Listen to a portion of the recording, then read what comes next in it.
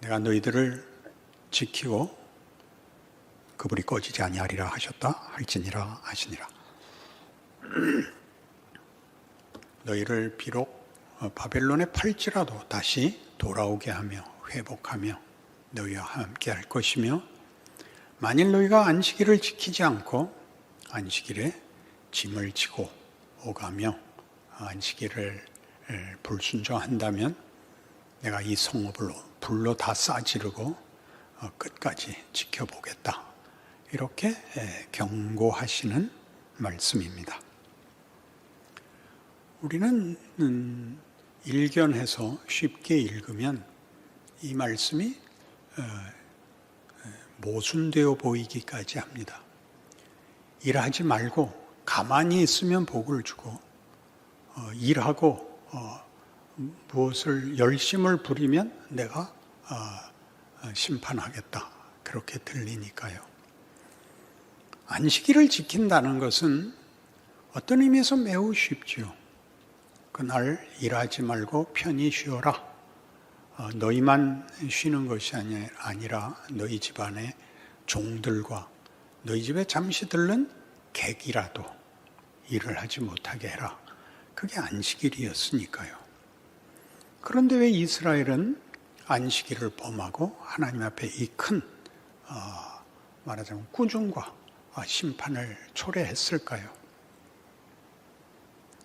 우리는 예레미야 7장에서 성전문을 닫았으면 좋겠다 하는 꾸지람을 받은 적이 있습니다. 너희가 여기 서서 여기 있는 하나님의 전을 보라. 이것이 하나님의 전이다. 하나님의 전이다 하는 거짓말을 믿지 말라 하는 경고를 이미 받았습니다.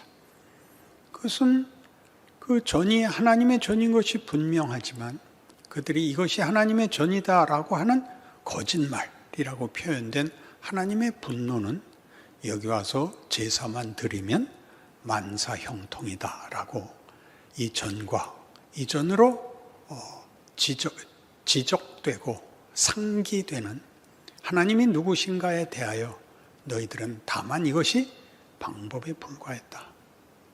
난 그 꼴은 못 본다. 나는 살아있는 하나님이요. 내가 너희에게 원하는 것은 너희의 진심을 바치는 것이고 너희의 삶을, 인생을 바치는 것이었다. 라고 말하는 것이었습니다. 그러니까 이 안식일도 문제는 너희가 안식일을 지키지 않는다는 것은 하나님만이 너희에게 안식을 줄 수 있고 만족을 줄 수 있고 승리를 줄 수 있다는 것을 너희는 믿지 않고 있다.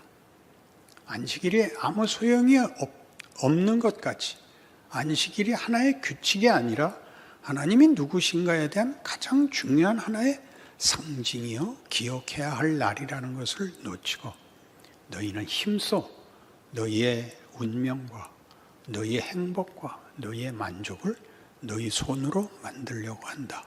이렇게 꾸짖고 있습니다. 그래서 같은 예레미야 17장 9절에는 그 유명한 말씀이 나오죠. 9절 이하를 제가 읽죠. 만물보다 거짓되고 심히 부패한 것은 마음이라. 누가 능히 이를 알리어마는 나 여호와는 심장을 살피며 폐부를 시험하고 각각 그의 행위와 그의 행실대로 보응하나니 불의로 치부하는 자는 자고새가 낳지 아니한 알을 품은 같아서 그의 중년에 그것이 떠나가겠고 마침내 어리석은 자가 되리라. 하나님이 성전과 안식일에 대하여 분노하시는 것은 그렇게 함으로써 하나님을 안심시키고 정작 중요한, 가장 중요한 진심, 진리, 영생, 운명에 관한 것에서는 하나님을 의지하지 않는다라고 이스라엘 백성을 꾸짖고 그리고 심판하고 바벨론으로 넘기셨지요.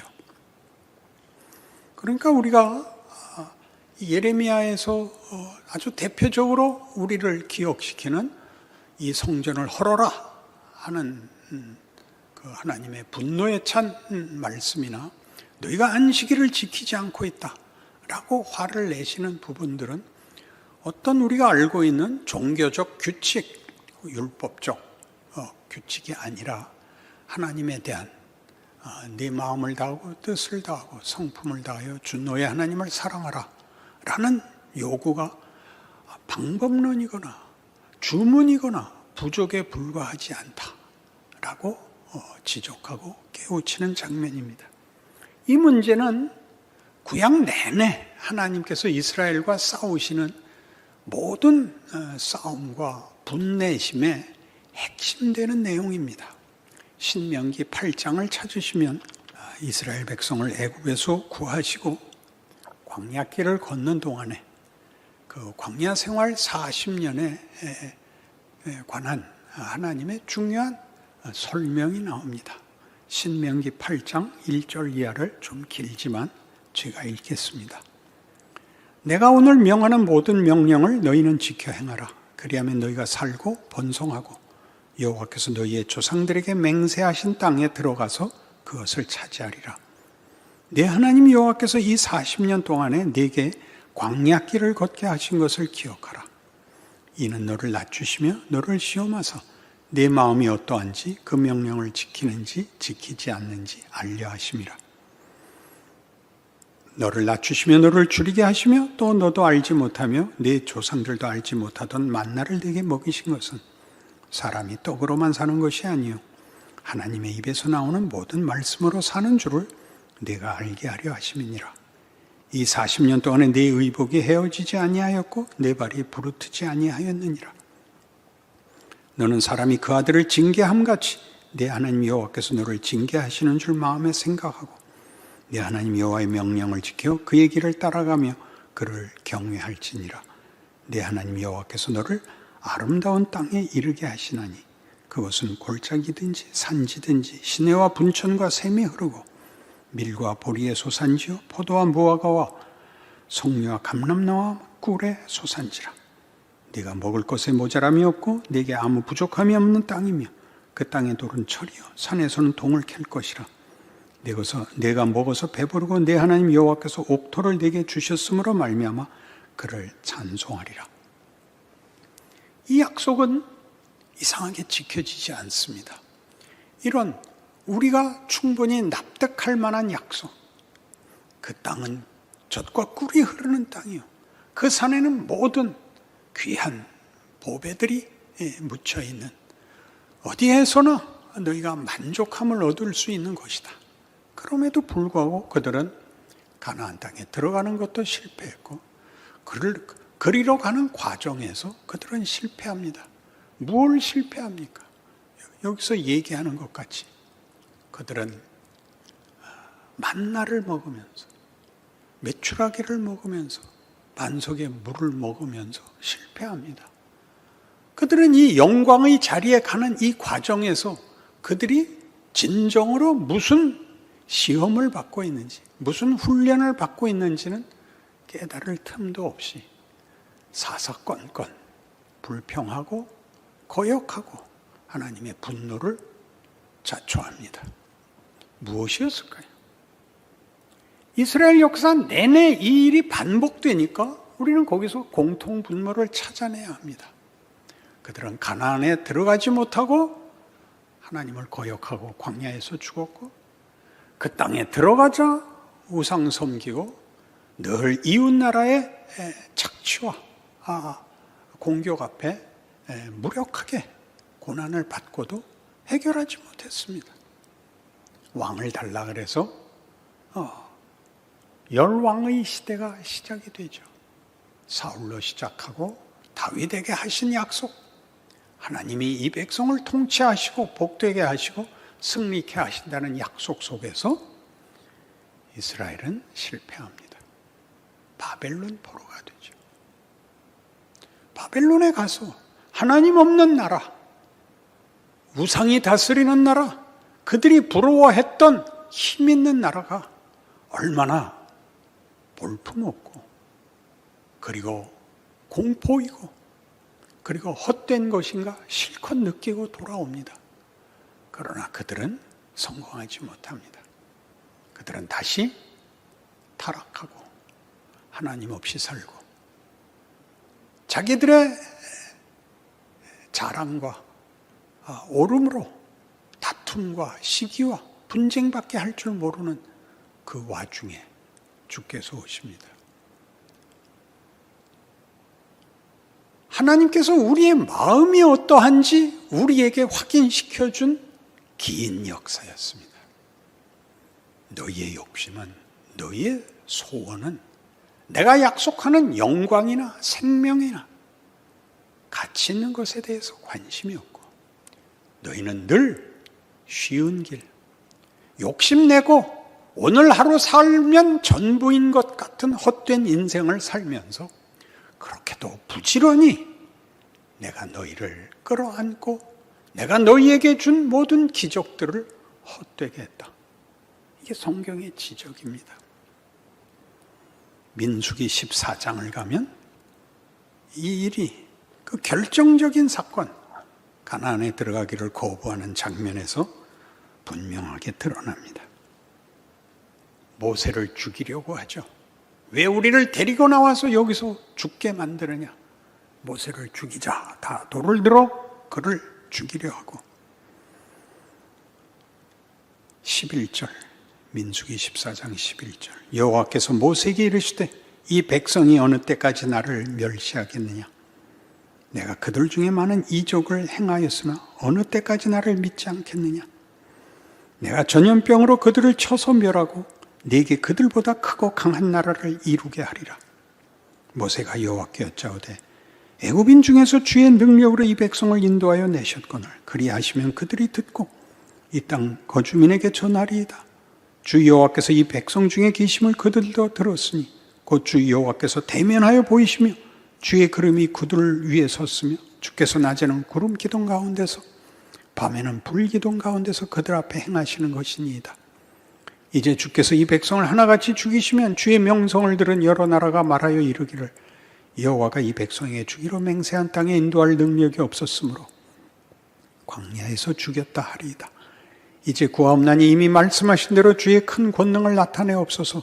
이르시기를 여호와는 노하기를 더디하시고 인자가 많아 죄악과 허물을 사하시나 형벌 받을 자는 결단코 사하지 아니하시고 아버지의 죄악을 자식에게 갚아 3세대까지 이르게 하리라 하셨나이다. 구하옵나니 주의 인자의 광대하심을 따라 이 백성의 죄악을 사하시되 애굽에서부터 지금까지 이 백성을 사하신 것이 사하시옵소서. 여호와께서 이르시되 내가 내 말대로 사하노라. 그러나 진실로 내가 살아있는 것과 여호와의 영광이 온 세계에 충만할 것을 두고 맹세하노니 내 영광과 애굽과 광야에서 행한 내 이적을 보고서도 이같이 10번이나 나를 시험하고 내 목소리를 청종하지 아니한 그 사람들은 내가 그들의 조상들에게 맹세한 땅을 결단코 보지 못할 것이요 또 나를 멸시하는 사람은 한 사람도 그것을 보지 못하리라. 내가 이들을 멸하고 너로 새 백성을 만들겠다. 아닙니다. 하나님 그렇게 하실 수 없습니다. 하나님 이들을 애굽 땅에서 구원하시니가 하나님이십니다. 이들에게 가나안을 약속하시니가 하나님이십니다. 하나님 그 뜻을 굽히실 수 없고 그러시면 안 됩니다. 좋다. 그러나 내 말을 이렇게 끝까지 불순종한 그들은 들여보내줄 수 없다. 그럼 그 다음에 들어간 자들은 순종했나요? 그렇지 않았죠. 여기에 중요한 문제는 순종하지 않아서 못 들어갔다. 이렇게 윤리적으로, 율법적으로 기준을 삼아 잘잘못을 논하는 자리가 아니라 가나안 땅에, 약속의 땅에 들어가는 것은 그 땅에 들어갈 준비가 되어야 한다. 순종이란 조건이 아니라 순종이란 하나의 내용이 되어야 하는 것입니다. 순종이 우리의 내용이 되려면 얼마나 많은 시행착오, 우리의 어리석음, 게으름, 고집, 무지함과 거짓말이 반복되는지 성경이 증언하는 장면입니다. 가나안은 자유민이 가지는 권리를 책임지는 그런 나라여야 된다. 하나님의 백성이 된다는 것은 죄악된 자리에서부터 구원함을 얻을 것으로 끝나지 않고 자기 멋대로 살고 사망 아래 붙들려 다만 절망과 공포 속에서 살 수밖에 없었던 헛된 인생, 선택의 여지가 없는 노예의 자리에서 내가 너를 꺼내면 그 다음에 만사형통이 되는 것이 아니라 너희를 인간답게 하는 과정을 너희에게 내가 요구한 것이란다. 어떤 인간다운 인생. 히브리서 3장에서는 이 사건을 이렇게 얘기합니다. 신약 성경 355면쯤 있습니다. 히브리서 3장 12절. 형제들아 너희는 삼가 혹 너희 중에 누가 믿지 아니하는 악한 마음을 품고 살아계신 하나님에게서 떨어질까 조심할 것이요.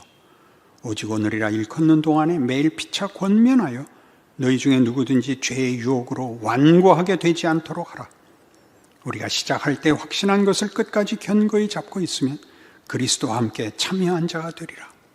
시작한 것을 끝까지 참는다는 것은 다만 확신, 믿음이라는 것이 고정된 하나의 명분으로, 주장으로 우리가 끝까지 잡아야 되는 것이 아니라 그 시작한 것이 결론에 이르는 과정을 순종함으로 인내를 가지고 믿음을 갖고 나아가야 된다라는 뜻입니다.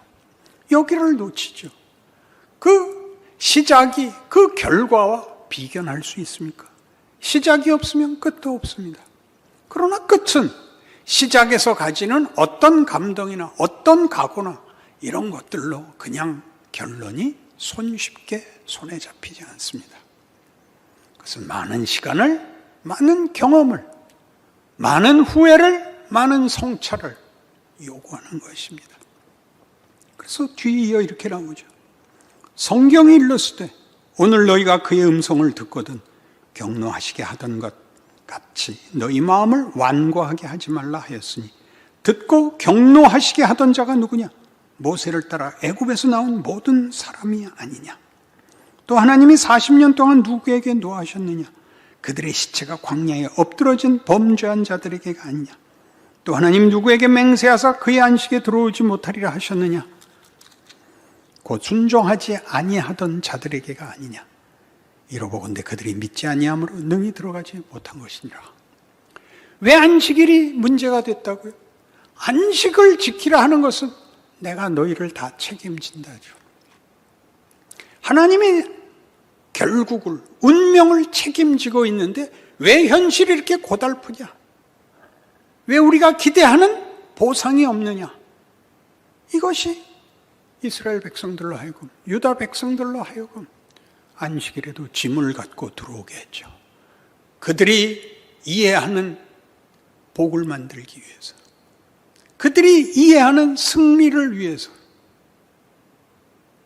하나님은 그렇게 얘기하지 않습니다.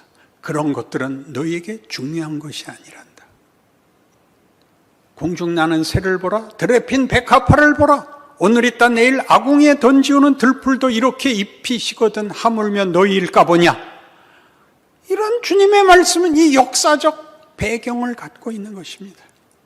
우리는 끊임없이 하루를 그저 내가 나를 책임져야 하는 날로 알고 있고, 하나님 하시는 말씀은 너희는 먼저 그의 나라와 그의 의를 구하라, 위대해져라, 거룩해져라, 이렇게 크게 요구하는 것이 아닙니다.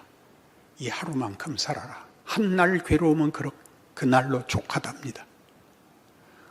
우리가 지금 당하고 있는 코로나 위기나 정치적, 사회적, 세계적 어떤 시험과 도전들을 우리가 해결하고 안심으로 나가기 위하여, 말하자면 성전에 가서 우리가 행할 일을 다 하면 하나님이 보상해 주는 방법으로 생각하거나, 안식일에도 일을 해야 되는 우리가 우리를 위하여 어떤 해결책을 내놓을 수 있는 것으로 해결할 수 없습니다. 하나님께서 우리에게 얘기하죠. 뭘 하라고요? 아무든지 나를 따르려거든 자기를 부인하고 자기 십자가를 지고 나를 쫓을지니라입니다. 예수님이 오셔서 우리를 위하여 우리의 욕심, 우리의 비난, 우리의 고통을 감수하십니다. 우리의 병을 고치시고 우리의 문제를 해결해 주시지만 그게 답은 아니었습니다. 우리에게 소망과 약속을 확인해 주셨죠. 그것을 이루신 것은 그의 죽음이었습니다. 네가 하나님의 아들이냐? 그렇다입니다.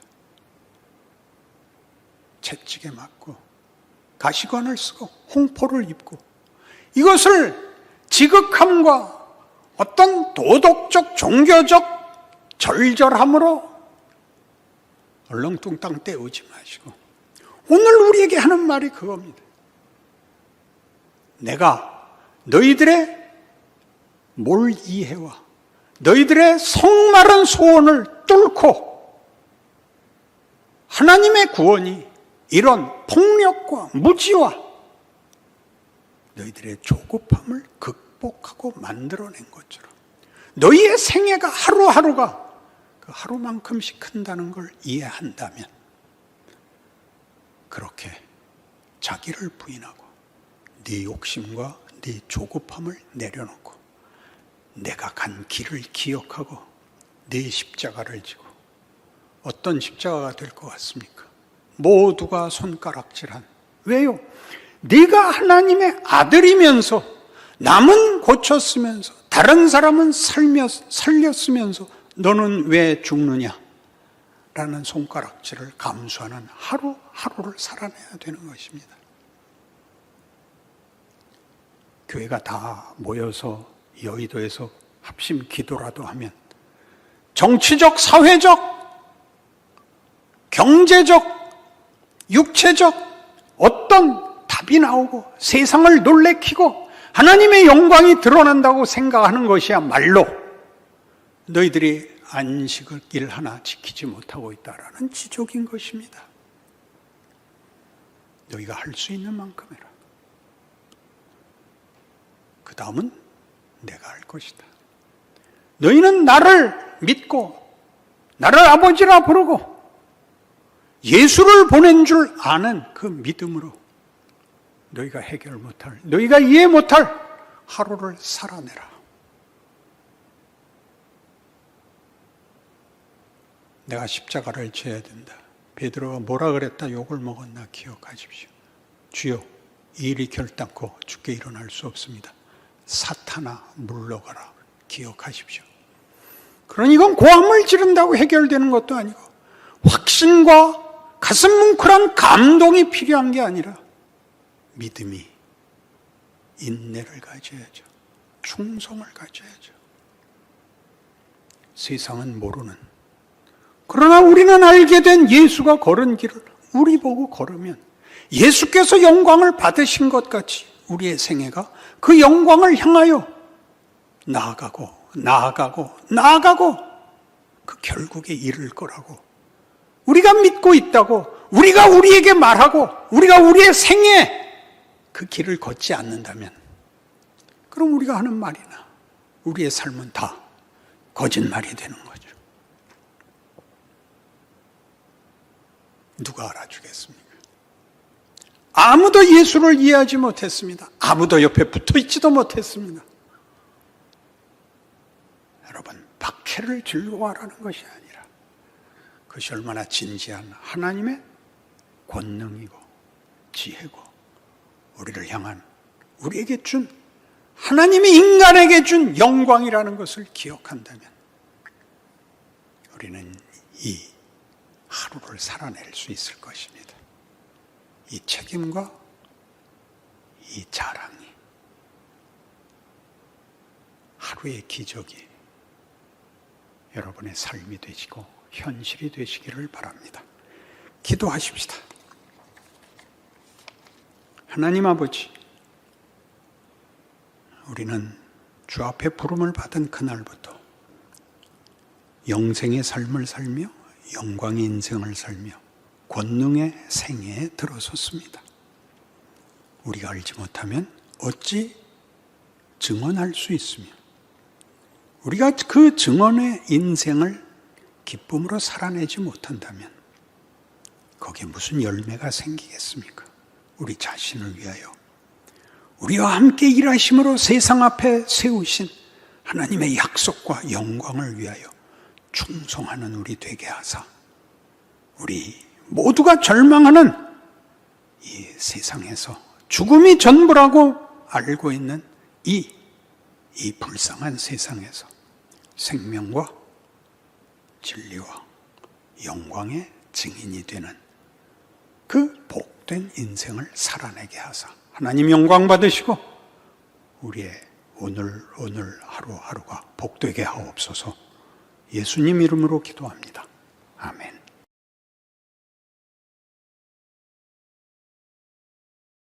르호보암은 솔로몬의 뒤를 이어서 왕이 됩니다. 잘 아시는 대로 르호보암은 남북 왕조로 나뉘는 그 시점에 서 있지요.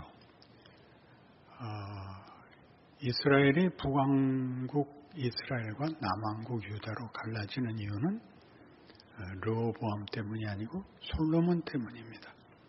이미 솔로몬 말기에 하나님께서 여로보암에게 선지자를 보내서 내가 다윗의 집에서 10지파를 찢어다가 너를 주어 나라를 세울 테니까 너는 내 법도와 나에게 복종하는 진정한 왕을 해라 라고 그 약속을 주십니다.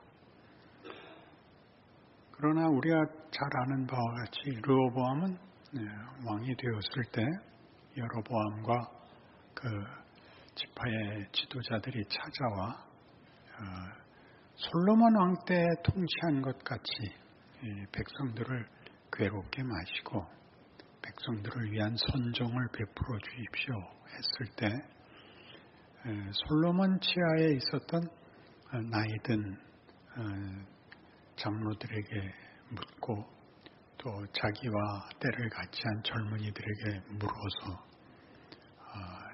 자기 마음에 드는 동시대 젊은이들의 뜻을 따라 더 강한 통치를 더 무서운 통치를 하겠다고 해서 결국 나라가 하나님이 예언한 대로 갈라지죠. 그러자 르호보암은 그 북왕국을 돌이키기 위하여 군사를 일으킵니다. 18만 명의 군사를 일으키는데 선지자를 통해 하나님이 이 일은 내가 한 일이니 너는 여로보암과 싸우지 마라.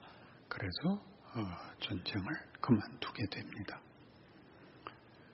그리고 그의 통치 5년에 애굽왕 시삭이 쳐들어와서 성전과 왕궁의 보물을 몰수히 뺏어가고 그 시위대에게 준 솔로몬이 만든 금방패들도 다 뺏어가서 르호보암은 초라하게 놋방패로 그것을 대신할 수밖에 없었습니다. 이 일들은 우리에게 이미 이스라엘의 열왕기에서 모든 잘못의 시작이 솔로몬에 있다는 것을 보게 되고 그래서 북왕국 이스라엘은 하나님이 약속하신 다윗의 약속에 근거하지 않았기 때문에 동일한 약속이었지만 그 정체성을 그 권력의 근거를 확보하는 일에 끝까지 실패를 하는 왕국이 되고 남왕국은 유다의 왕권, 다윗의 왕권의 승계자들이라는 이름 때문에 또 다른 실패의 이유를 가지게 됩니다. 르호보암은 솔로몬의 아들이었음에도 불구하고 그는 오늘 본문 시작에 나오는 것과 끝에 나오는 것 같이 그의 어머니는 암몬 여자였다 하는 말이 시작과 끝에 나옵니다. 암몬은 아시다시피 이스라엘이 아니고 그 주변의 부족 국가의 이름 중에 하나이고 솔로몬이 처음 왕이 되었을 때 결혼한 여인은 애굽 여인이었습니다.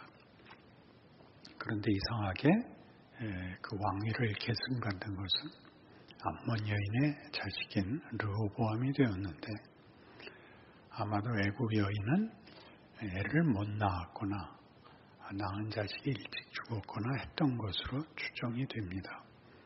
그러나 이렇게 되면서 솔로몬이 애굽과의 관계보다 자기의 개인적인 호불호에 따라서 이제 정치가 혼란스러워지면서 국제 관계에서도 이제 균열이 생긴 셈이죠. 애굽하고는 친근 관계를 결혼으로 공고히 했었는데 이 르호보암 5년에 시삭이 쳐들어와서 굉장한 피해를 입히니까요. 그리 따지고 보면 르호보암은 도대체 솔로몬에게서 아버지에게서 무엇을 배웠는가? 왜 이렇게 하루아침에 그 강성했던 그 영화롭던 나라가 이렇게 몰락했는가 하는 생각이 들게 됩니다. 그는 즉위할 때 41살이었답니다. 그가 41살이면 솔로몬의 통치 기간이 40년이었으니까 거의 솔로몬의 생애에 그 왕자 노릇을 했을 텐데 배운 게 없었다는 뜻이죠. 그가 무능했는지 아버지가 잘못했는지는 나오지 않고 어쨌든 그가 무능한 사람이었던 것만은 역사적으로 분명해 보입니다. 어느 문제에서도 그는 뚜렷한 교훈을 남기지 못하고 17년간 통치하고 죽습니다. 어머니도 암몬 여인이었으니까 아마 종교적으로 신앙적으로도 곤란하게 되었을 것이고 아버지인 솔로몬도 권력과 부에 심취해서 아마 자식 교육에 본을 보이지 못한 것 같습니다.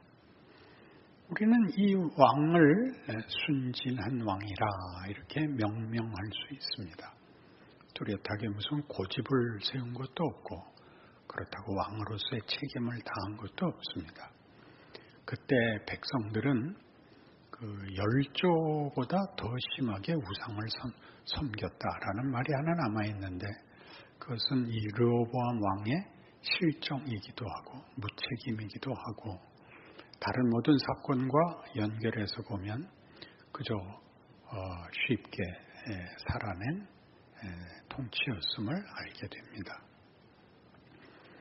그러니까 여기서 그가 순진했다라고 그 이름을 붙이면 여러분 마음에 당연히 무능했다 그렇게 생각하실 것입니다. 그렇지 않습니까?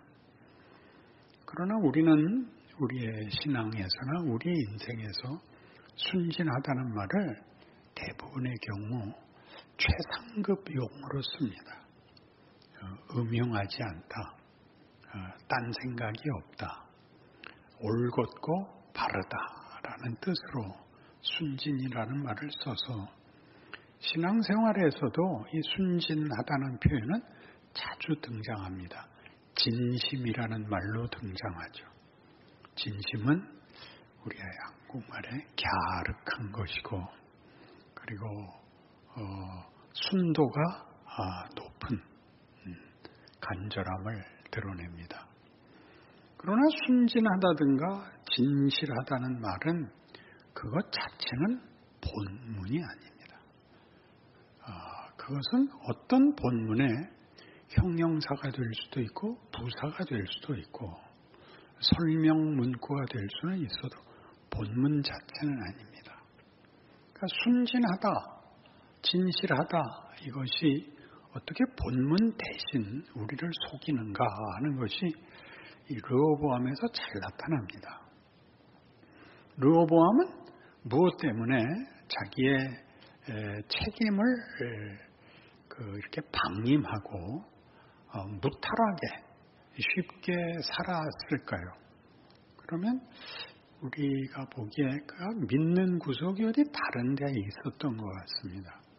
그 믿는 구석이라는 것은 성전을 갖고 있었던 것이죠.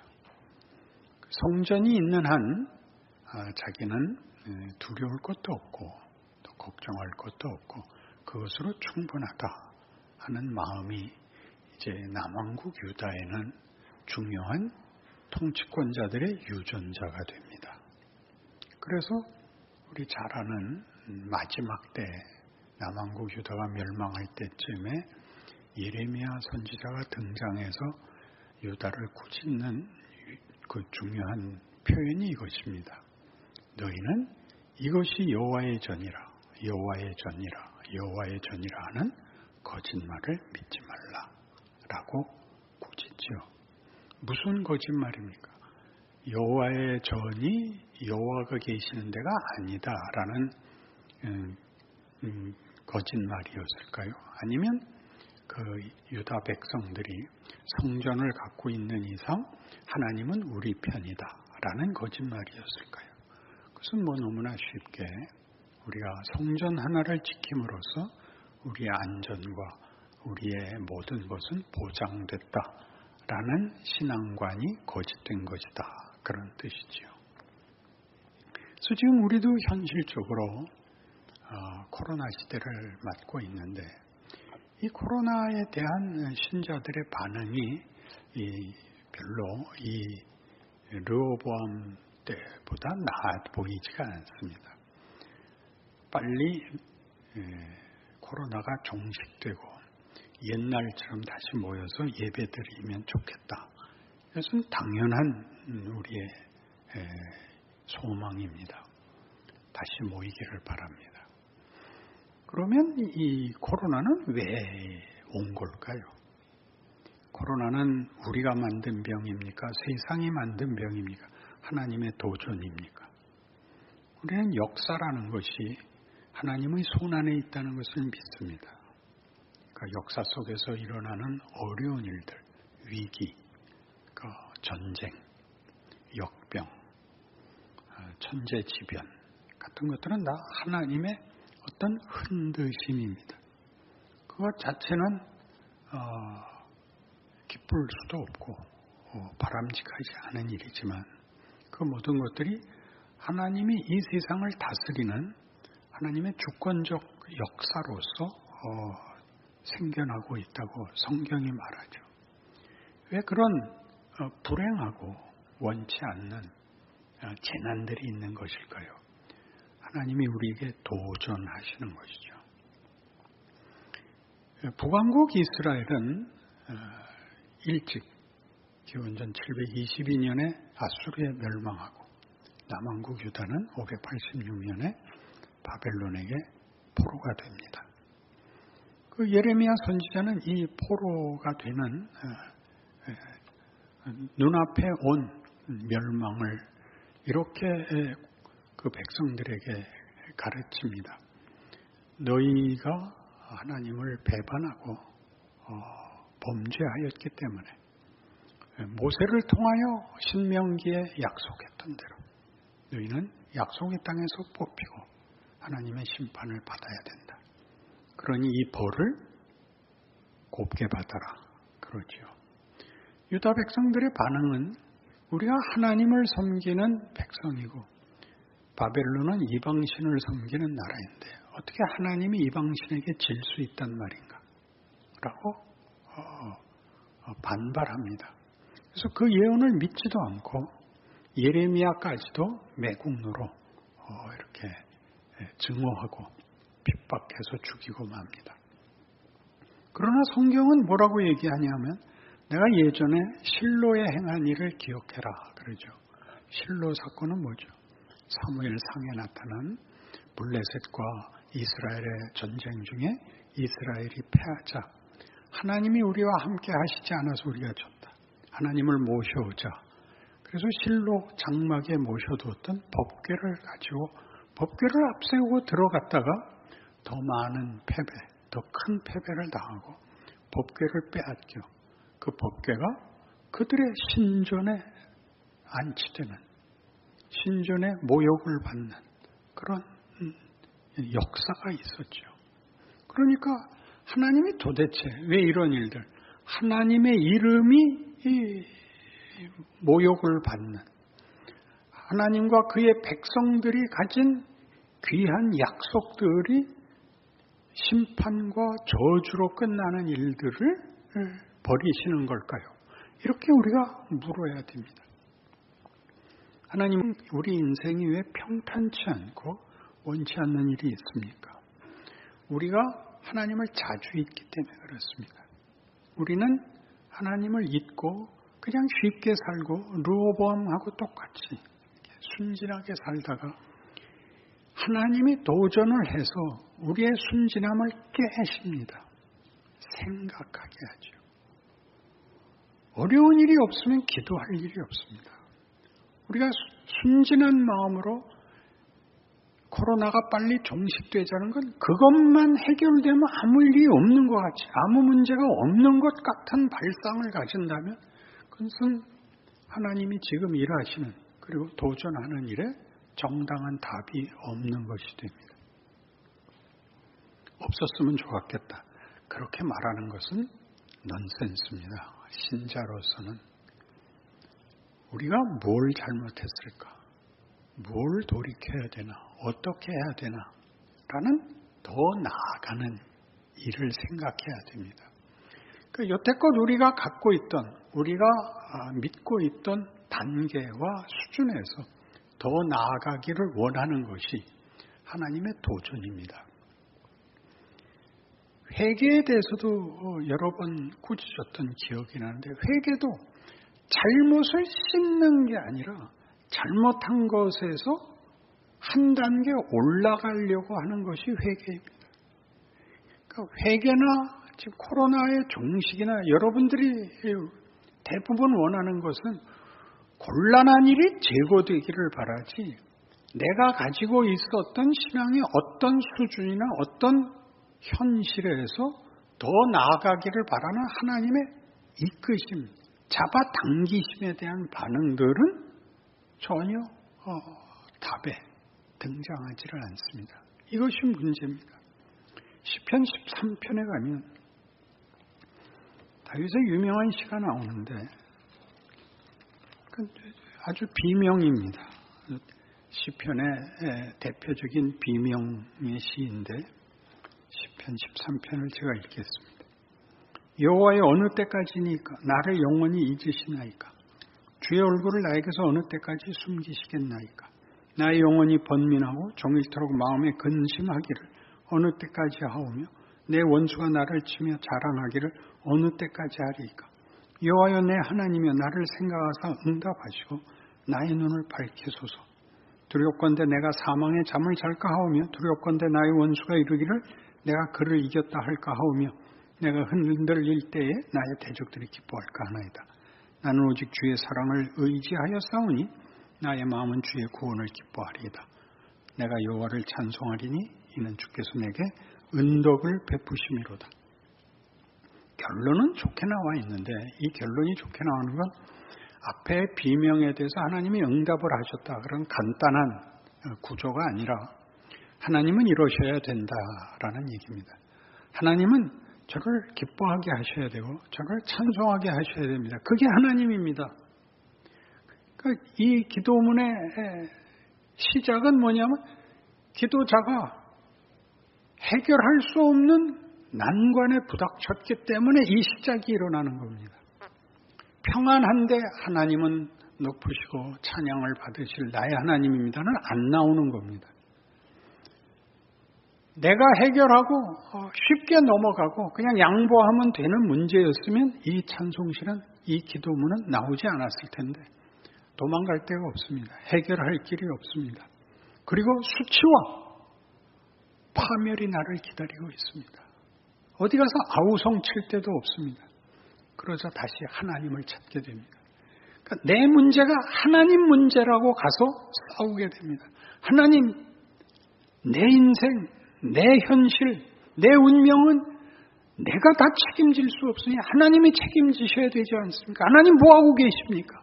라고 아우성을 칠 수 있게 하는 것이 이 도전입니다. 이 위기, 이 공포입니다. 그러니 여러분, 우리 인생에 공포와 불안과 염려라는 것은 잊을 수 없는, 외면할 수 없는, 도망갈 수 없는 현실이라는 것 좀 알지 않습니까? 그러니까 우리는 대부분의 경우는 그냥 대충 넘어갑니다. 타협하고 넘어가고 체념하고 넘어가고 모른 척하고 넘어갑니다. 일일이 다 하나님하고 싸움할 틈은 없습니다. 그러니까 하나님이 세게 오시는 수밖에 없습니다. 고학년으로 올라갈수록 시험이 어려워지죠. 너무나 당연하지 않습니까? 그러니까 어떻게 하길 원하십니까? 진학을 안 하기로 하는 거죠. 그저 초등학생 정도로 신문이나 볼 정도면 됩니다. 이렇게는 하나님이 못 참겠다는 겁니다. 우리는 이미 우상에 대해서 어떻게 다뤘었나요?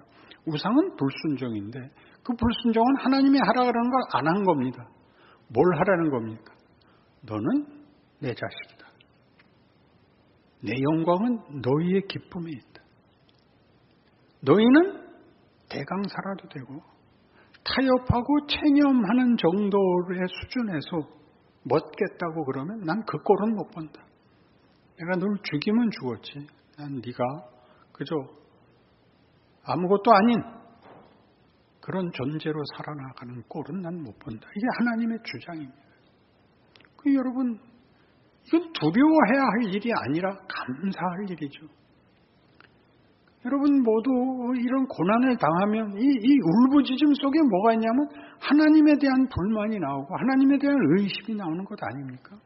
그게 없으면 하나님이 아닙니다. 왜냐하면 생각해 보십시오. 여러분 자녀들이 여러분을 뭐라고 부릅니까?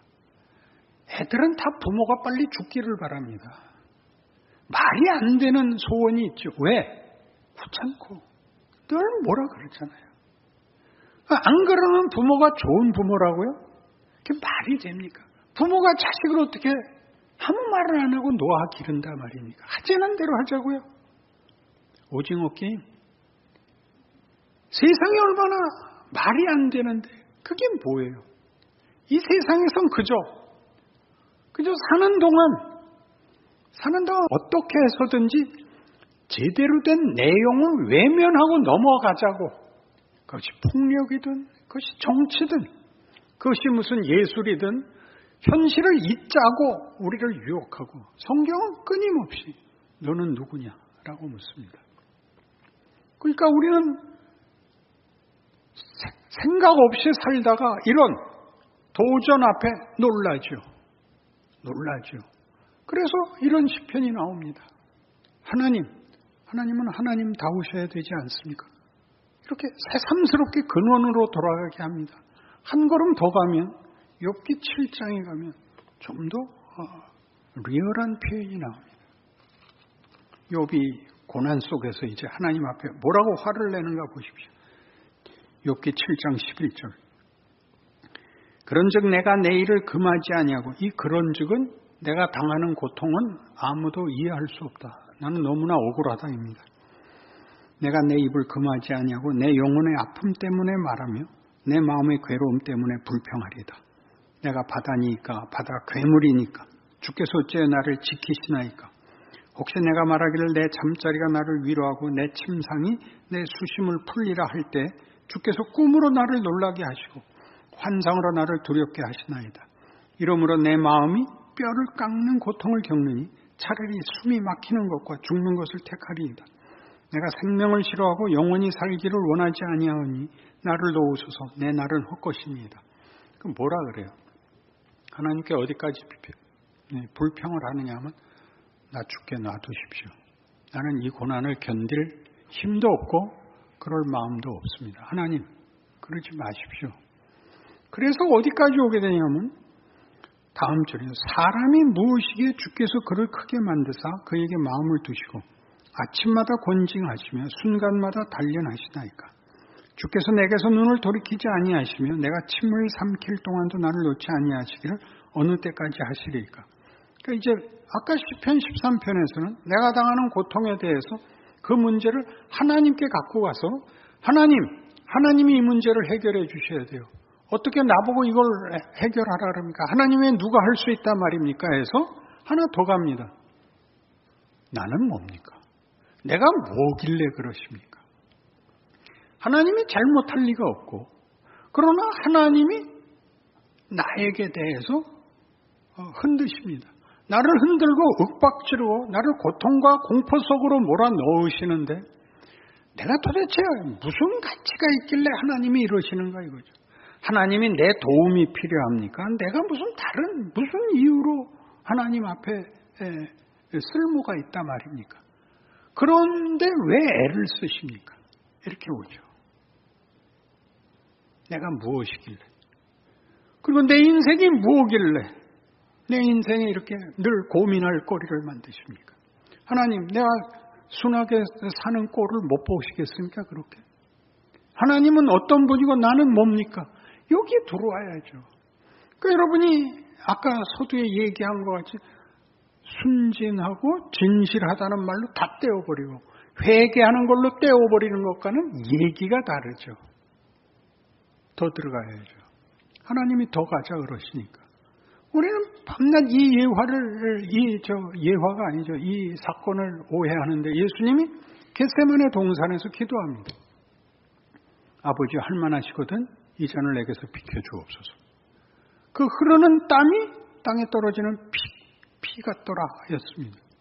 우리는 이거를 지극함으로만 풀고 말아서 하나님 예수께서 우리를 왜 얼마나 열심히 기도하셨는가 이러죠. 예수님마저도 이 정도면 되지 않았습니까? 꼭 십자가까지 가야겠습니까? 라고 묻습니다. 하나님 아버지께서 그러시죠. 가자. 여러분 더 가야 됩니다. 그것이 그 아들을 주신 우리 하나님의 뜻입니다. 우리를 향하여 우리 인생과 우리의 운명에 대하여 하나님이 가지신 성실하고 복되고 영광된 하나님의 뜻입니다. 우리는 그거 다 관두고 편하게 살게 놔두십시오가 기껏 그런 단어들로 등장하는 겁니다. 우리의 진심을 받아주옵소서. 무슨 진심? 저 사람은 착합니다. 순진하고 착한 건 보통 다 무지한 겁니다. 무능한 겁니다. 어릴 때는 그 말이 되지만 어릴 때는 중학생만 되면 그때부터는 철이 들기 시작을 해야 됩니다. 진정한 인간이 되어야죠. 하나님의 형상으로 만들어지는 단계를 밟아나가야 될 것 아닙니까? 여기가 무너집니다. 여러분을 꾸중하자고 하는 얘기 아닙니다. 이 못난 일의 역사적 주인공이 르호보암입니다. 그냥 보십시오. 보고 여러분은 교훈을 얻으셔야죠. 봤으면 그거보다 낫게 해야죠. 우리 정치사를 보면 제일 뿔따구가 나는 게 뭐냐면 과거를 유익하게 써서 미래를 만들어 나가야죠. 왜 자꾸 과거로 돌아가는지 모르겠어요. 그렇지 않아요? 우리 성경을 보고 과거로 돌아가서 모세가 얼마나 훌륭한가, 르호보암이 얼마나 무능했는가 이렇게 하고 성경을 닫으면 안 되죠. 이 역사들이 우리를 위하여 있는 거 아니에요. 이것보다 나아야 될 것 아닙니까? 그죠? 우리에겐 아직 현실이 있고 아직 미래가 있지 않습니까? 더 나은 하나님의 사람이 된다는 것은 무엇인가? 우리가 지금 겪는 이 상황에서 코로나가 종식돼야지 이에 목을 매지 마시고 코로나 상황에서는 어떻게 살래? 네가 신자로서의 책임은 뭐야? 이 물음에 답하셔야죠. 더 많이 전화하시고 더 인내하시고 더 넉넉하시고 책임 있게 사는 게 뭔지 더 깊어지고, 그래서 코로나가 종식되면 마치 태평양을 건너온 것 같이 더 나은 미래와 더 나은 약속 속에 들어가야 될 것 아닙니까? 어디에다 책임을 떠넘길 수 없습니다. 정치, 경제, 사회, 교육, 국방 이런 데 넘기지 마시고 여러분 각각이 너희는 세상의 빛이라 라는 말씀 앞에 자기 인생을 놓는 귀한 교훈이 되시기를 바랍니다. 기도하십시다. 하나님 아버지, 하나님은 어제의 하나님이시며 오늘의 하나님이시며 내일의 하나님이십니다. 우리에게 역사의 유산을 남기셨고 오늘 우리와 동행하시며 그리고 약속된 영광을 우리에게 만들어가고 있습니다. 이 일에 부름받은 자로서의 마땅한 이해와 항복과 충성과 인내와 열심이 있어야 맞습니다. 우리의 오늘을 하나님의 자녀로 산다는 사실을 기억하는 하루하루가 되게 하시고, 세상에서는 비명과 분노밖에는 답할 수 없는 곳에서 우리는 생명과 소망을, 진리를 증언할 수 있는 인생을 살게 하여 주옵소서. 예수님 이름으로 기도합니다. 아멘.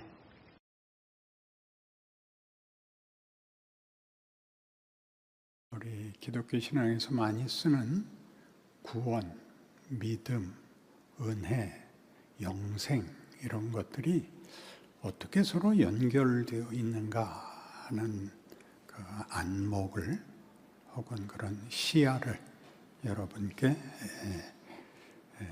설명드리고 싶습니다. 기독교가 맨 처음 주장하는 것은 예수를 믿으면 구원을 얻는다, 이렇게 설명하는 것이, 또는 주장하고 권면하는 것이 기독교 신앙의 대표적인 표현입니다. 또 내용이기도 합니다. 구원이 뭐냐? 천국 가는 거다, 이렇게 얘기하는 것은 매우 원색적이고 직접적이고 분명한 방향이고 목표입니다. 그러나 천국을 간다는 것을 더 이상 설명하지 못하면 그 천국을 간다는 신앙적 그 진심이 안 믿으면 지옥 간다라는 부정적이고 소극적인 그 대비로밖에 설명을 못하는 것이 기독교 신자들의 사실은 매우 기독교 신앙을 이해하는 부분에서 혼란스럽고 모호한 자리입니다. 성경이 구원이라고 얘기하는 것은 이런 것입니다. 예수로 말미암아 구원을 얻는다. 그런 것은 죄로 말미암아 사망이 왕노릇하던 세상을 예수로 인하여 은혜로 말미암는 생명의 세계로 바꾸었다 라는 뜻입니다. 예수가 구원을 이루셨다. 예수를 믿으면 구원을 얻는다. 그러면 죄로 인하여 사망이 운명이 된 세상에서 혹은 그런 질서에서, 그런 존재에서 은혜로 인하여 생명이 왕노릇하는 세상으로, 질서로, 내용으로 바뀌었다. 그런 뜻입니다. 죄로 인하여 사망이 왕노릇한다는 것은 우리 모든 인류가 빠짐없이 헤어나올 날 수 없는 사망이라는 운명, 현실이 그 증거이죠. 사람이 죽는다. 그러니까 죄로 인하여 죽는다. 죽는다는 것은, 죄로 인하여 죽는다는 것은 죄값을 받아서 사망을 선고받는다는 뜻이 아니라, 죄란 하나님에게서 끊어진 것을 죄라고 합니다. 하나님으로부터 끊어져 있으면 하나님만이 주실 수 있는, 하나님만이 주인인 생명, 가치, 내용들이 공급될 수 없기 때문에 생명에서 끊어져 있으면 그것은 시간이 지날수록 부패하거나 소멸될 수밖에 없어서 사망이 결과되는 것입니다. 그러니까 죄란 도덕적인 증상에서 분명히 보이지만, 죄란 실질적으로는 도덕성의 문제가 아니라 하나님과의 관계의 문제인 것입니다. 그러니까 구원을 받았다는 것은 하나님으로부터 끊어져 있던 우리를 예수가 오셔서 하나님과 우리를 다시 연결했다는 뜻입니다. 예수께서 죽음을 멸하시고, 그러니까 죽음이란 하나님으로부터 끊어져 있었던 것을 우리와 인류와 하나님을 묶으심으로 사망이, 죄가 있어야 사망이 결과되는데 그 잘못에 대한 징벌이 아니라 하나님으로부터 끊어져 있으면 포도나무에서 보는 바와 같이 가지가 줄기에서 끊어져 있으면 말라버려 사람들이 밟고 지나가고 불쏘시개가 될 수밖에 없다 하는 설명같이 예수께서 구원을 이루신다. 예수를 믿으면 구원을 얻는다는 말에는 이 죄가 도덕적 문제로서의 보상 논리가 아니라 하나님과의 관계의 문제라는 것입니다. 어떻게 그 끊어졌던 것이 이어지게 되었느냐? 은혜로 이렇게 되는 거죠. 은혜란 우리가 노력해서 할 수 있는 문제가 아니었고 하나님을 외면하고 도망간 인류를 찾아오사 다시 품에 안으심으로 둘이 묶어지게 됐다. 그래서 이것을 중생이라 그러는 것입니다. 다시 태어났다. 우리가 처음 창조되었을 때 하나님을 창조주로 하는 피조물로서의 자리를 하나님을 외면함으로써 우리 인생이 죽어버렸던 것이 예수로 인하여 하나님과 다시 연결을 하게 됐다. 이것을 중생이라 그러고, 우리가 하나님을 몰랐을 때 어떤 처지에 있었는지, 즉 사망밖에는 선택의 여지가 없는, 사망이라는 것은 죽어버린다는 정도가 아니라 모든 존재, 가치에서 모든 것이 헛될 수밖에 없는 신분이었다. 그런 뜻입니다.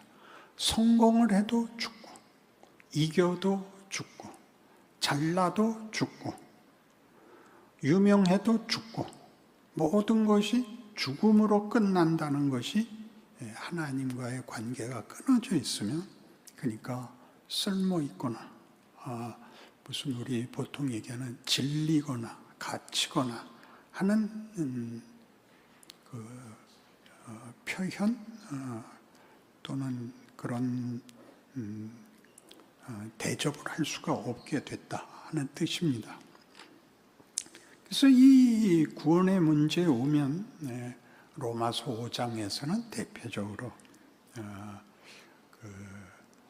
죄로 인하여 사망이 왕노릇한 것 같이 이제 예수 그리스도로 말미암아 은혜가 왕노릇하는 영생을 얻었다. 이런 단어들이 왜 구원을 설명하고 있는지 알게 되는 것입니다. 그러니까 신앙생활이 회개의 연속이 되는 가장 큰 이유는 도덕적으로 자신의 신앙생활을 판단하면 늘 흠이 있고 늘 모자란 거에 대한 반복적인 회개, 자책이 신앙생활이 되고 마는 것이죠. 그러니까 하나님이 우리에게 생명을 주셨다는 걸 영생이라고 얘기하는 것은 생명은 끝없이 자란다, 풍성해진다, 찬란해진다. 그것은 영광이고 명예고 위대한 것이며 기쁨이고 감사한 것이다 하는 말들은 우리가 감동을 해야 되고 감격을 해야 되고 하는 이런 식의 감동이 아니라 이게 자라는 거죠. 계속 자라는 것입니다. 그러니까 생명의 자리에 부름을 받았다. 이게 너희가 그 전에 죄 아래에 있었기 때문에 우리가 죄를 선택한 것이 우리 조상이 선택한 것이고 그 후손들은 선택과 상관없이 그 지위, 그 신분으로 태어나서 죄인으로 태어났었던 것이죠. 이제 예수를 믿음으로 예수 안에서 하나님이 인류에게 행하신 구원이라는 것이 우리를 새로운 세상, 새로운 존재를 만들었다. 그러니까 고린도 후서 5장 17절 같이 누구든지 그리스도 안에 있으면 새로운 피조물이라. 보라, 이전 것은 지나갔으니 보라, 새 것이 되었도다. 여기서 헌 것과 새 것은 낡은 것과 신빙이 아니라, 신빙이라는 말을 요새도 쓰나요? 그런 게 아니라 질서와 목적, 지위가 다르다. 그런 얘기인 것입니다. 옛날엔 죽을 수밖에 없는 자리에 있었고 지금은 생명으로 가는 대로 우리가 떠밀리고 있는 것입니다. 그러니 성경이 계속 우리를 권면하죠. 그러니까 로마서 6장에 가면 제일 먼저 뭐가 등장하느냐 하면 너희가 은혜로 구원을 얻었다는 것 때문에 너희가 아무렇게나 해도 무책임하게 살아도 된다 이렇게 생각하는 것은 얼마나 비겁한 생각이냐. 너희에게 새로운 기회와 새로운 가능성이 열렸으면 그 길을 네가 위대하게, 네가 잘나야 될 것 아니냐 이렇게 얘기하는 게 로마서 6장입니다. 죄값은 사망이다. 하나님의 은혜는 예수 그리스도 안에 있는 생명이다. 이런 대조는 도덕적 대조가 아니지 않습니까? 잘 생각해 보십시오. 저는 그러니까 너무 많이 강조해야 되는데 제발 나와서 울고불고 죄를 고백하지 좀 말아달라는 거죠. 그러니까 고아였던 아이가 부모를 만나서 부모가 학교를 보냈더니 매일 나와서 부모님 고맙습니다. 감사합니다. 부모님 같은 분 없어요. 매일 문간에 무릎 꿇고 앉아서 울부짖고 있으면 어떡하자는 거냐. 학교를 가라. 배워라. 훌륭해져라. 이게 신앙생활이라고요. 내가 뭘 하다 안 됐다. 그럼 내가 실력이 모자라는구나. 내가 분별이 틀렸구나. 선택의 타이밍을 놓쳤구나. 이런 것들이 우리를 만들어내야 되는데 그런 만들어지는 얘기, 더 나아가는 얘기는 없고 누가 더 많이 결백한가 밖에는 신앙을 표현할 길이 없으니까 표현할 길이 없다는 것은 주어진 것이 뭔지를 모르는 것이죠. 여러분 학교 보냈더니 교과서하고 노트하고 이렇게 깨끗이 비닐로에 싸서 한 번도 안 열어보고 깨끗이 보관해서 1년 지나서 선생님께 반납하면서 저는 하나도 더럽히지 않았습니다. 그러면 선생님이 아주 죽여버릴 거예요. 안 그런가요? 그 구원이라는 말에서 하나님이 우리의 생애에 새로운 질서와 새로운 운명과 새로운 신분과 새로운 기회를 열어줬다는 것이 기독교의 구원인 것입니다. 늘 해보면 우리가 얼마나 깊이 기독교를 도덕법으로 갖고 있는지 모릅니다. 그러니까 여러분들이 제일 자신 있을 때가 언제라 그랬죠? 여러분들이 회개를 진지하게 밤새 울고 금식 기도를 하고 났을 때가 제일 자신만만합니다. 평안하고 그건 구랍니다. 그럼 백지가 되는 것. 모든 결함을 지워내는 것, 대청소를 하는 것을 신앙생활이라고 하지 않고 우리에게 주어진 인생 동안 하나님이 우리에게 뭘 만들려고 하고 어느 경지까지 부르고 있는지를 알고 거기까지 가는 것입니다.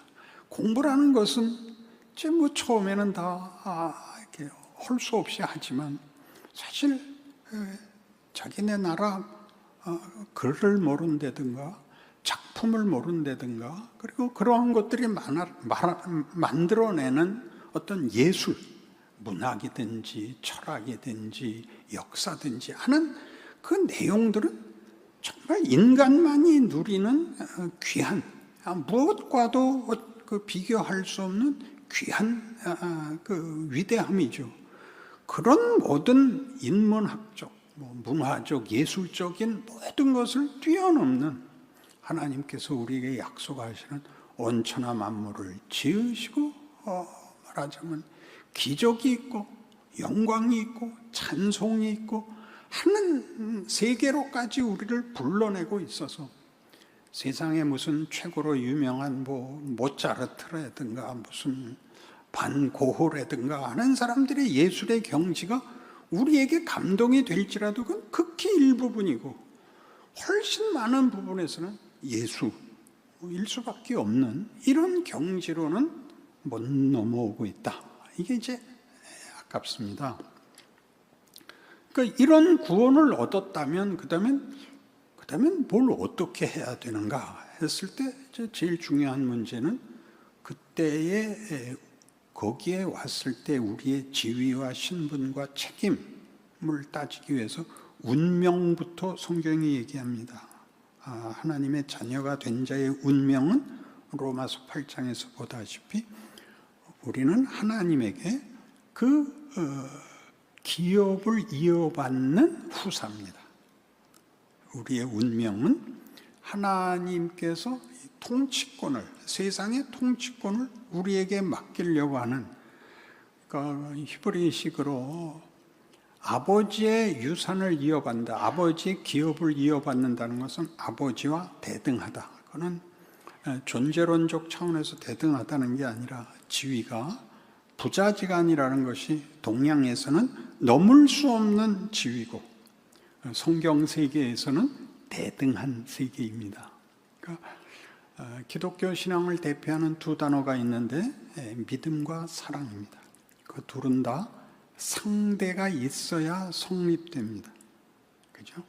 혼자 사랑할 수 없고 혼자 믿을 수는 없는 겁니다. 상대가 있고 대등해야 됩니다. 이 대등하다는 것이 매우 어렵습니다. 대등하다 그러면 건방진 생각이 드는 것은 죄가 만든 겁니다. 죄의 세계에서는 이 권력 계급에서는 밑에 있는 사람이 윗사람에 대해서 공포를 가져야 되는 게 아랫사람의 도리요 자세였다면 신앙 세계에서는 대등하자고 하는 것입니다.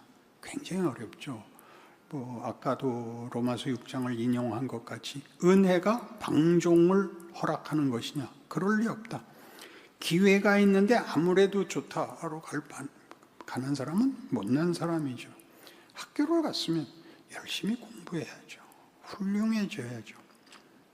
그러니까 똑같은 개념에서 하나님이 우리에게 자유를 주신다. 그러면 그 자유를 우리가 위대한 게 우리의 자유를 자기 자신을 만드는 책임과 실력에서 자라나야 되는 것이지 자유라는 것이 권리에 불과해서 아무거나 내 멋대로 선택할 수 있다 이렇게 생각하는 것은 못난 짓이다. 이게 성경에 가득 나오는 대비입니다. 너희가 하나님의 자녀요, 하나님의 말씀으로 설명되는 하나님의 상대자이다. 그런 관계의 신비와 풍성함과 위대함을 누릴 대상이다 라고 얘기함으로써 우리의 신분과 운명이 하나님의 영원하심과 똑같이 영원한 지위를 갖고 있다 하는 게 이제 구원이 가지는 궁극적인 자리, 끝이 없는 자리이죠. 그러면 왜 현실이 어려우냐?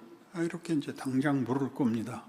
현실은 왜 어려우냐 하면 우리가 하나님이 우리에게 목적하신 이 신분과 지위가 예수로 말미암아 단번에 주어진다면 하나님이 우리와 사랑과 믿음을 나눌 그런 실력을 만들기 위해서는 하나님이 이 세상이라는 상황, 환경, 조건을 하나님이 정하셨다.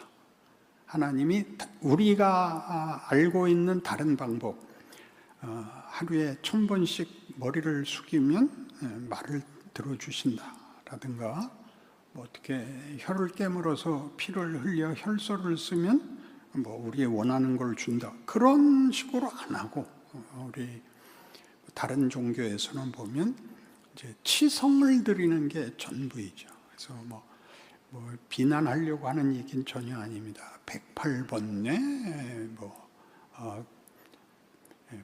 108배 이렇게 정성을 다하여 절을 하는 이런 것들은 다 우리가 가지는 최선입니다. 인간이 가지는 도덕성을 넘어가는 최선이 종교인 것이죠. 그러니까 자신이 고달프고 심지어 희생이 되는 것까지도 감수하는 것을 최선의 자리로 생각한다면 성경은 전혀 그렇게 얘기하고 있지 않습니다. 하나님을 우리는 괴롭힐 마음이 없습니다. 공부를 하는 것은 우리 교회는 공부로 성공하신 분들이 많아서 공부를 왜 못하는지를 모릅니다. 이게 세상 답답한 일입니다. 갑자기 못하게 만들 수도 없고 왜 못해 이렇게 얘기를 하면 인생의 90%를 모르는 겁니다. 성공한 사람은 10%입니다. 90%는 성공하지 못했습니다. 그런데 공부는 성적순만을 만들어내는 것이 아니라 왜 잘하고 싶은데 안 되는가가 고민이 되고 갈등이 되고 체념을 하고 반발하고 하는 것들이 더 많은 일을 합니다. 그래서 진정 위대한 사람들은 모두 좌절과 체념에서부터 출발을 하지 성공으로 출발하지 않습니다. 성공으로 출발하면 그 멋진, 말하자면 무흠한 깨끗한 작품을 만들 수는 있지만 이 깊이가 있고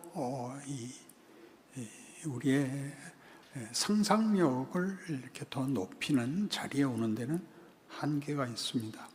여러분이 이 말이 듣기 싫으면 여러분은 공부 잘한 사람입니다. 이 말을 알아들으시면 여러분들은 희망이 있는 사람입니다. 예수를 믿는다는 것은 우리가 잘못한 곳에 더 많은 것을 담는다. 그게 무슨 말이냐?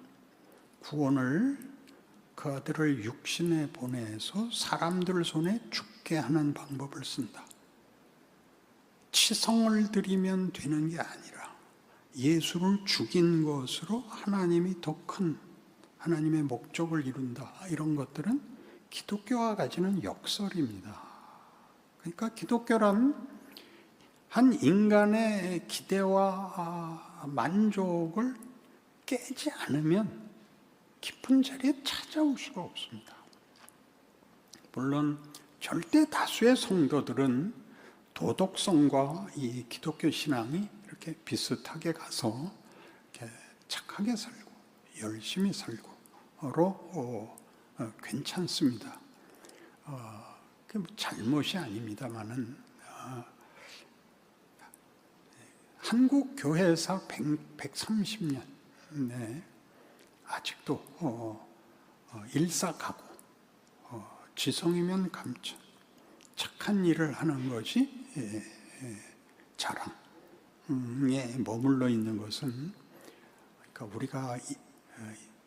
우리가 잘 아는 인문학적 차원이라는 건 자연주의, 자연 세계에서의 가치의 최선의 자리밖에는 올 수가 없고 그런 것을 예수를 믿는다고 앞에 갖다 붙이는 것은 예수와 십자가에 대한 무지입니다.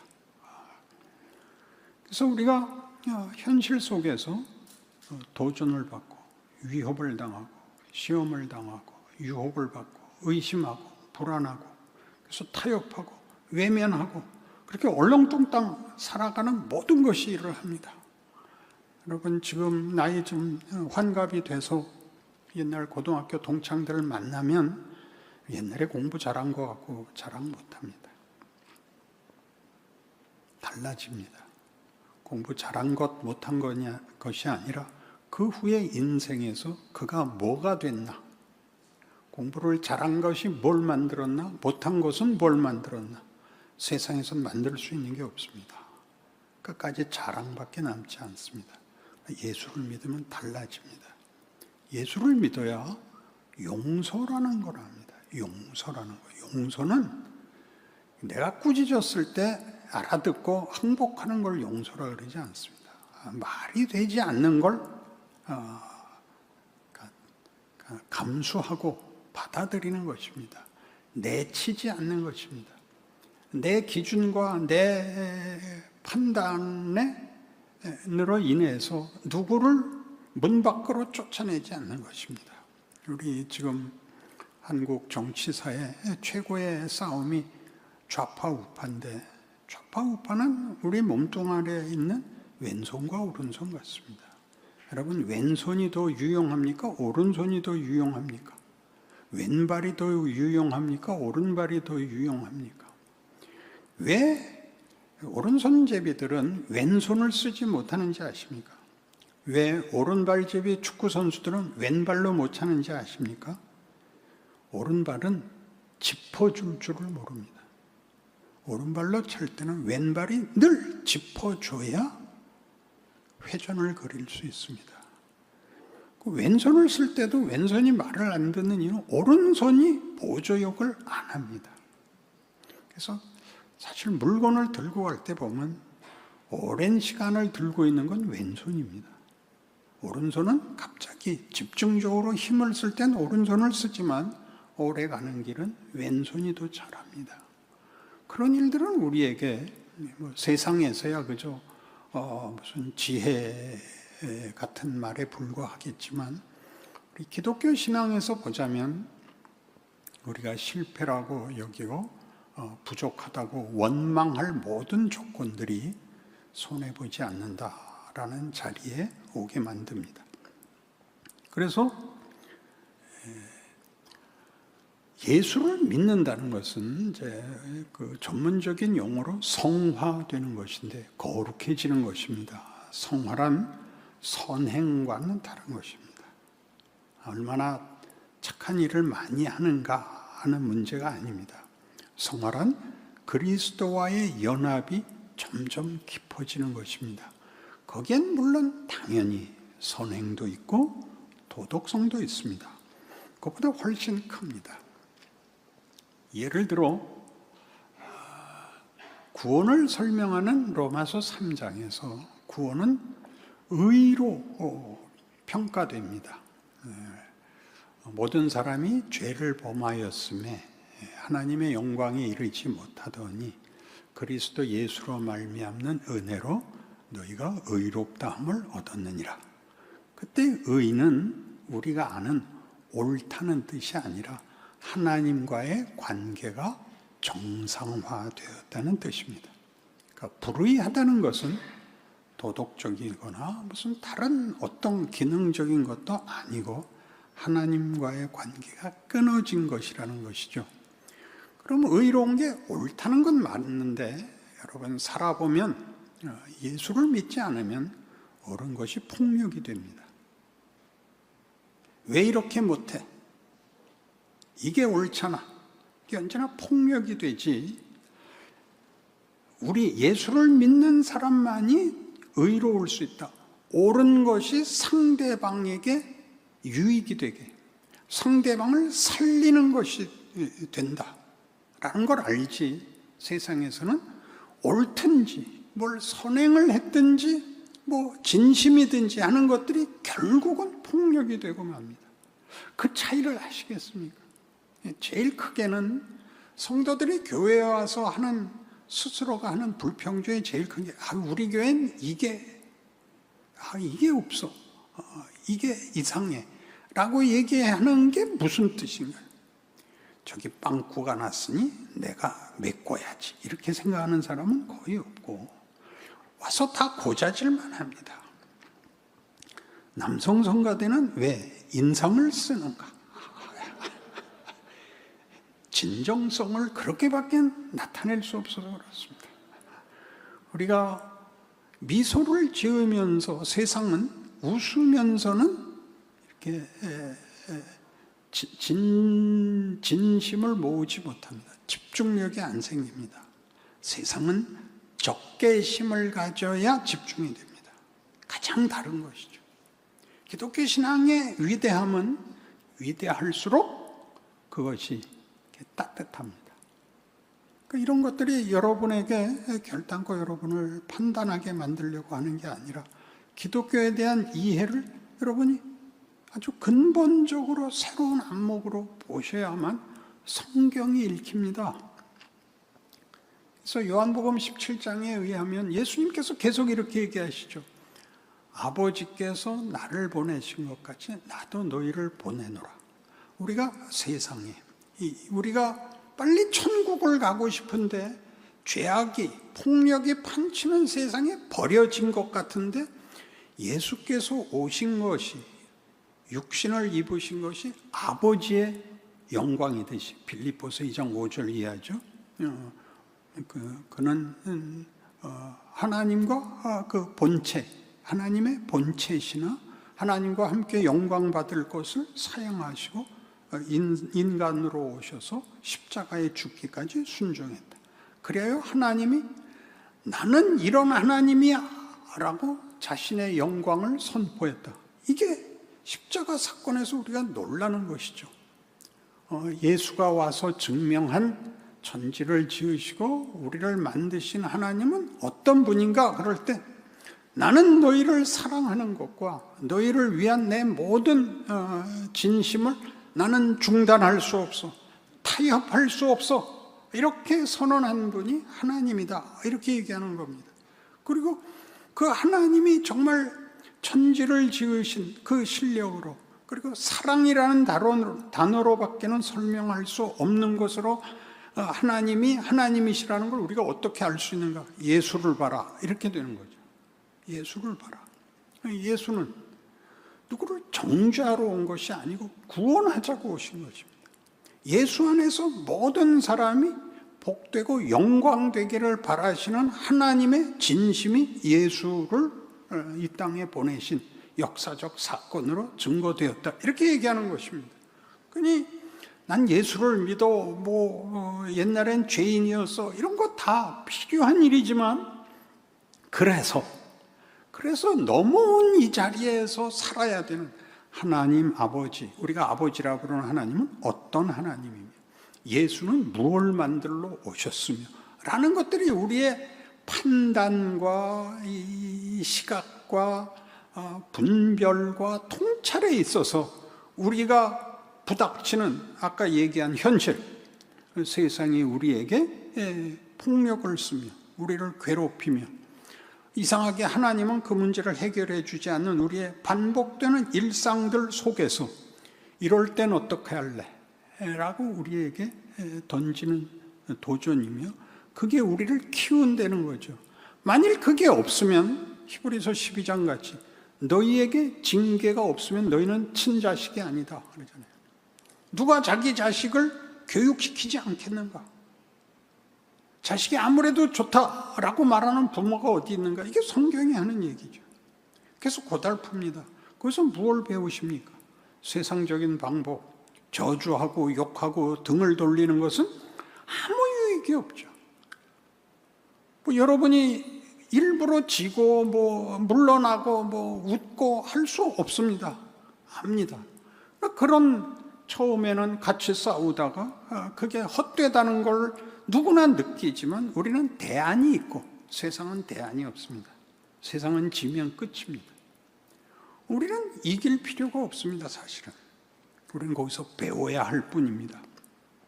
그래서 이제 가장 중요한 대목에 왔습니다. 믿음이란 우리가 이런 세계관에 들어섰다는 걸 아는 것입니다.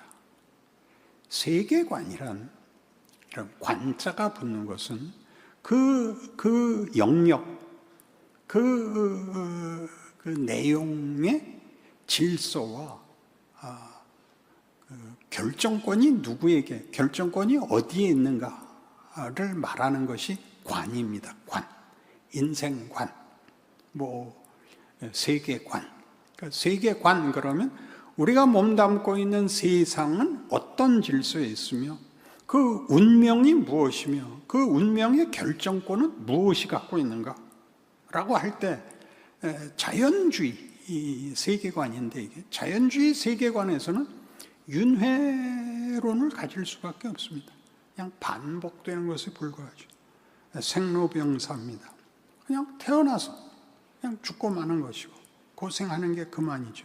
그러니까 불교에서 말하는 해탈은 이 윤회에서 벗어나는 것에 불과합니다. 구원이라는 게 성립이 안 됩니다. 기독교에만 구원이 있습니다. 구원이란 우리가 이 자연 질서 위에 있다. 태어나고 죽는 걸로 끝나지 않는다. 우리는 살아있는 동안 다만 죽음을 피하거나 무슨 실패를 피하는 존재가 아니고 일회적 승리에 몸바쳐야 되는 무슨 그 승부 속에 있는 것이 아니라 아버지가, 부모가 우리를 기르는 존재로서 이 땅을 살아가고 있다. 하나님께서 나를 복되게 영광되게 채우시고 내가 있는 곳에 하나님이 함께 하사 세상 앞에 나로 빛이 되게 하시고 진리를 나누게 하시고 소망을 나누게 하신다.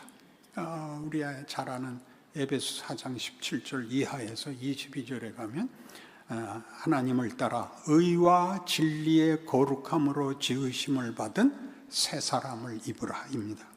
이걸 자꾸 도덕적으로 해야죠. 의와 진리가 다 도덕성이 되죠.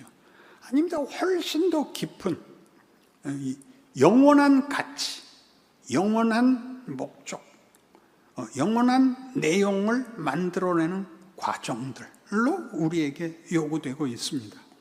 그러니까 예수를 믿는다, 기도를 한다, 인생을 산다, 이런 얘기들은 이렇게 따로 떼어내서 예수를 믿는 종교 행위와 인생을 사는 인생이 분리될 수가 없죠. 분리되면 그냥 세상 사람이죠. 일회적, 우연 속에 불운과 행운의 이 복잡한 뭐라 그래야 됩니까? 알 수 없는 속에 사는 것이 되고, 기껏 우리끼리 모여서 종교적인 공통성 하나 때문에 서로 제가 보기엔 서로 사기를 치는 것 같아요. 그러니까 집사님 괜찮았죠? 뭐 이런 낯을 보이는 것으로 위로를 삼고 돌아가고, 현실에서는 구별이 되는 삶을 선택할 줄도 실제로 자라나지도 않는 그런 인생을 사는 많은 신자들을 보게 됩니다. 안타깝죠. 그런 의미에서 교회라는 것은, 교회는 가족입니다. 한 교회에 함께 다닌다는 것은 가족이 되는 겁니다. 가족이 된다는 건 무슨 뜻이냐면 법으로 다스리지 않습니다. 법이 필요 없다는 얘기가 아닙니다. 법을 유익을 위해서 씁니다. 자라나게 하기 위해서 쓰지 법으로 처단하려고 쓰지 않습니다. 그러니까 교회는 여러분 살아봐서 알겠지만 혈육이라는 것이 도움이 되는 집안은 없습니다. 혈육은 다 짐입니다. 왜 짐이냐 하면 외면할 수가 없거든요. 혈육은 외면을 할 수가 없다. 세상에서 만난 관계는 내가 돌아서면 그만인데, 혈육은 십자가죠. 그걸 교회에 요구하는 겁니다. 교회 안엔 그러니까 갓난아기부터 노인네까지 있는 겁니다. 어느 나이대로 이렇게 획일적으로 정리를 할 수가 없고 판정을 내릴 수도 없습니다. 동생과 형이 싸우면 누구를 꾸짖는다? 사실 여부가 문제가 아니죠. 큰 놈을 꾸짖습니다. 그러니까 큰 놈이 뭐라고 대듭니까? 제가 잘못했는데 왜 나를 욕해요? 뭐라 그럽니까 부모가? 네가 형이잖아. 이런 말 뜻을 알아야죠. 제가 잘못했어요. 이건 이렇고 이건 이래요. 이렇게 말하는 것을 교회라 그러지 않습니다. 교회는 그때마다 전전긍긍해야 됩니다. 자식을 기르는데 왜 부모가 전전긍긍을 하죠? 죽여버릴 수 없어서 그렇습니다. 한 번 책임지고 끝낼 수가 없어서 전전긍긍하는 것입니다. 그러니까 교회에서 여러분 어느 부서에서 일을 하시든 그 사실을 기억하셔야 됩니다. 네, 이렇게 하고 이렇게 하면 되잖아, 이렇게 말하는 것은 곤란합니다. 교회는 그렇게 안 합니다. 교회는 그렇게 안 해요. 이렇게 말하는 것은 굉장히 모호한 말이지만 우리는 혈육이기 때문에 할 수 없이, 부모로서 다 길러보셨겠지만 못난 자식이 더 애틋하다고요. 손이 더 가는 자식이 부모에게 더 애틋하다고요. 왜요? 자기가 정을 끊으면 그만이니까 끊을 수가 없죠. 유능하고 괜찮게 크는 놈은 정을 끊어도 되는데 못난 놈은 정을 끊을 수가 없는 것입니다. 교회란 그렇게 신앙 훈련을 하는 데입니다. 자기가 아이도 돼보고 자기가 사고도 치고 누구의 용서도 받고 그리고 누구를 품어줄 수 있고 이런 데가 교회인 것입니다. 우리 여름 수련회를 이제 마무리하는데 우리의 기쁨들과 우리의 관계들이 무엇을 근거로 했고 무엇을 목적으로 하고 그 속에서 우리로 어떤 훈련을 이렇게 현실적으로 답이 없는 훈련들을 겪게 하시고 때를 따라서 봉사케 하시고 혜택을 받게 하시는가 하는 모든 문제에 대한 어떤 안목이 최소한 생겨야, 그렇죠? 그래야 여러분 인생과 매일을 자신에게 유익해 할 수 있습니다. 이런 유익과 이런 분별과 성경에서는 지혜라고 하고 믿음이라고 합니다. 믿음은 이런 것입니다. 이런 예수 안에 있는 하나님의 통치와 우리를 향한 그런 질서와 주권과 그런 세계를 아는 것을 믿음이라 그러는 것입니다. 믿음은 붙잡고 늘어지는 것을 믿음이라 그러지 않습니다. 기도합시다. 하나님 아버지, 우리가 후손들 앞에 서게 되었습니다. 우리 교회도 시작한 지 37년이나 되었고 우리의 나이도 이제 전부 고희가 넘었습니다. 우리 자손들 앞에 어른 노릇 할 수 있게 하여 주옵시고 교회가 십자가를 세웠으면 그 시대와 사회와 이웃들 앞에 소망과 그리고 믿음의 증거들을 제시할 수 있는 실력이 있게 하여 주옵소서.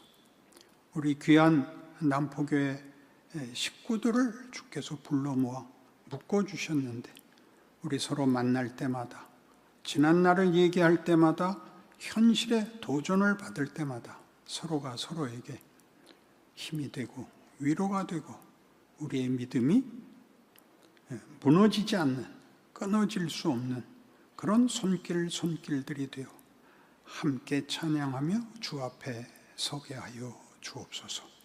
예수님 이름으로 기도합니다. 아멘.